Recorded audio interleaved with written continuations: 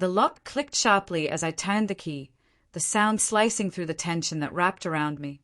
Eleanor's laughter echoed behind me, light, careless, cruel in its contrast to the storm inside me. Maybe unintentional, but merciless nonetheless. The past 6 months had been a slow, merciless unraveling.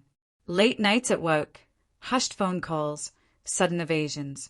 My heart, once whole, had shattered into 1,000 jagged pieces, each one proof of the betrayal I had tried so desperately to ignore. She froze the moment she stepped inside. Her laughter died on her lips like a song abruptly cut. Her eyes, once warm and mischievous, widened in panic. One hand flew up to stifle a gasp, color draining from her face, exactly as I had pictured for weeks. The recoil, the shock, the truth she could no longer deny. On the bed behind me lay everything. Not just messages or screenshots, though those were there too, printed starkly in black and white, undeniable. Real, tangible relics of the affair, her velvet scarf, claimed lost months ago, retrieved from Daniel's glove box. A crumpled receipt from a romantic weekend at a remote inn. She had said she was visiting her sick mother. And the centerpiece, a photograph of the two of them outside a downtown bar, leaning into each other with unmistakable intimacy, softened by twilight but undeniable. Eleanor stumbled backward, lips quivering. "Michael, I can explain," she whispered. My voice was calm, eerie in its steadiness. "Explain what exactly?" I asked, watching her flinch. "How you kissed me goodbye while weaving lies. How you chipped away at our life together while I was blind to it."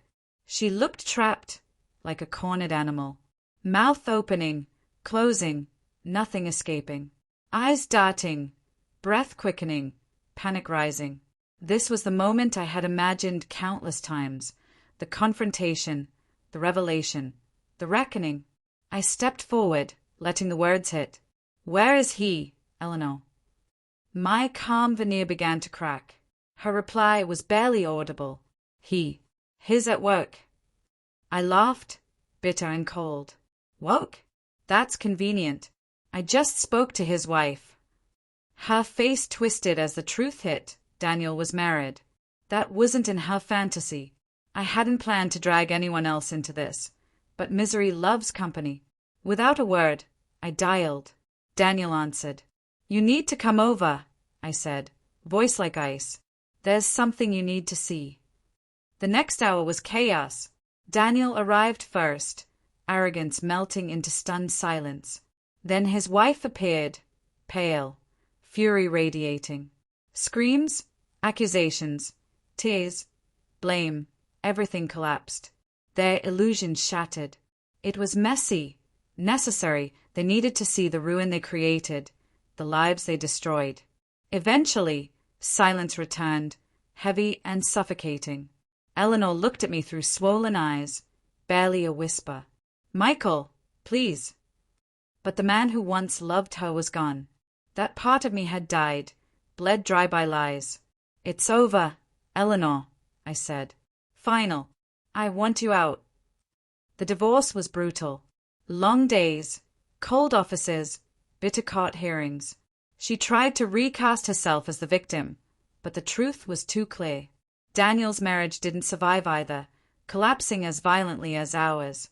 I felt no triumph, no satisfaction, only empty fatigue. Their pain couldn't undo what had been done, couldn't make me whole again.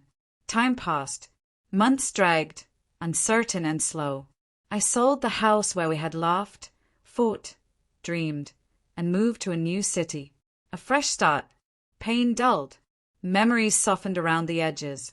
I learned to live with shadows of the past without letting them consume me.